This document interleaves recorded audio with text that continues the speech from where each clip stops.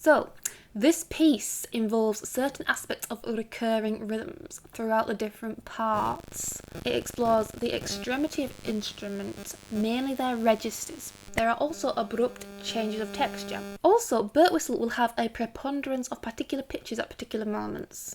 He's also into large-scale repetition. Another technique to look at here, hocket.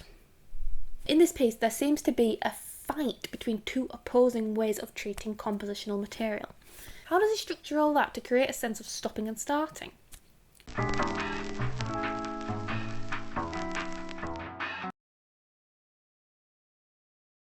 Now let's look at the Cantus Firmus in Secret Theatre. Right, another compositional technique Birtwistle demonstrates an interest in is the Cantus Firmus. This is apparent in his Secret Theatre, which employs a cantus and continuum, and this is where the influence with medieval music comes in. So what does this mean? Well, cantus is song and firmus means fixed. So Cantus Firmus is basically a fixed song. So it's a melody, usually fixed, and it's taken from the 14th and 15th century. So that's when this was quite a prominent technique, according to history. A number of instruments play solo position in this piece, oboe, flute and clarinet, and the accompaniment play the continuum, which is where the linear material comes in. And soloists play in unison or in rhythmic unison, and all the parts are heterophonic. There is also a set of clockwork ostinatos which are interlocked in different ways. Specifically what clockwork ostinato means here is anyone's guess. This is what I have written down in my lecture notes. It could mean very rigid, temporally fixed, repetitive ostinatos. That is how I'm interpreting that. Now, according to my lecture notes, the players literally physically come out of the continuum to the front and then join the continuum again, the accompaniment. So here there's ambiguity as to what is happening on a visual level as well as on a musical level. Because if you were to watch this, you would wonder what the performers were doing.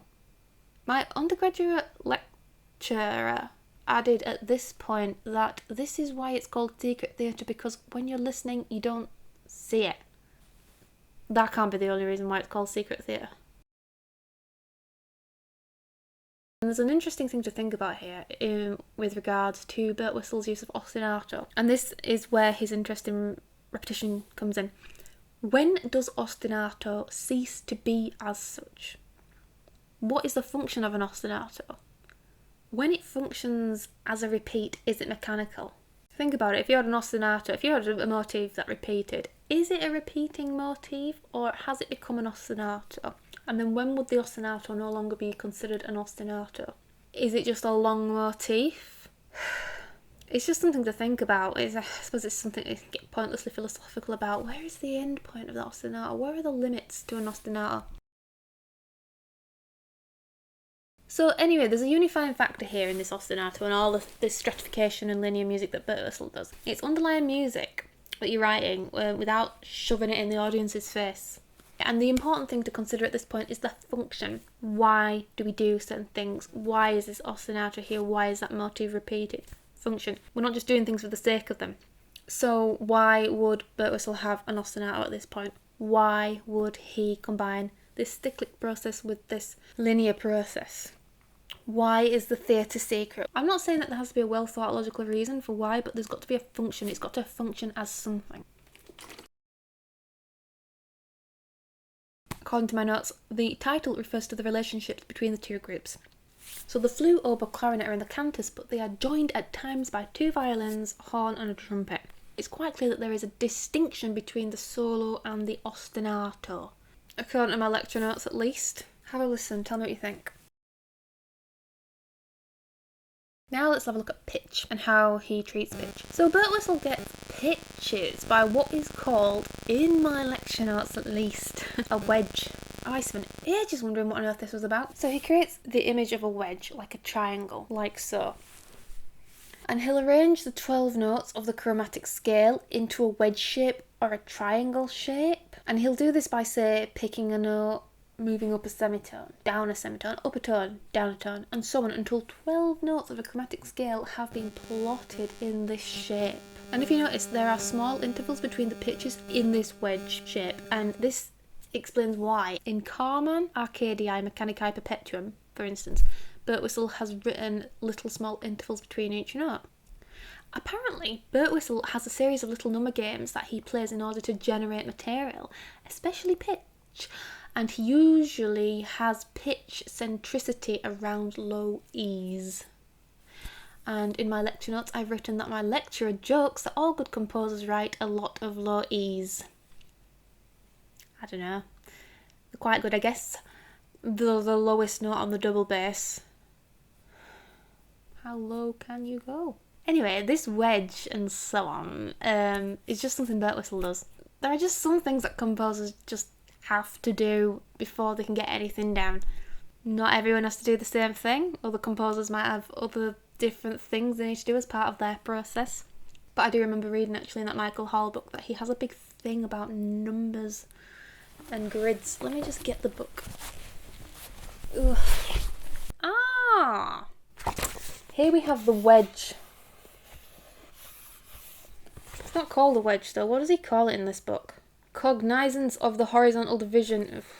No. I like this. Equally ambiguous is his approach to harmony.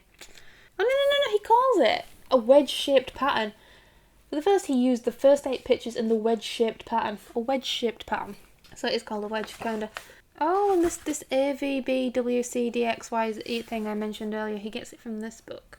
Here is an example of a logical sequence Birtwistle might, or maybe he did, employ. And this is taken from my undergraduate lecture notes. Birtwistle did actually say this. He will sketch 2 logical sequences, let's say A, B, C, D, E, and V, W, X, Y, Z, and then intersperse them, interlock them to produce A, V, B, W, C, D, X, Y, E, Z.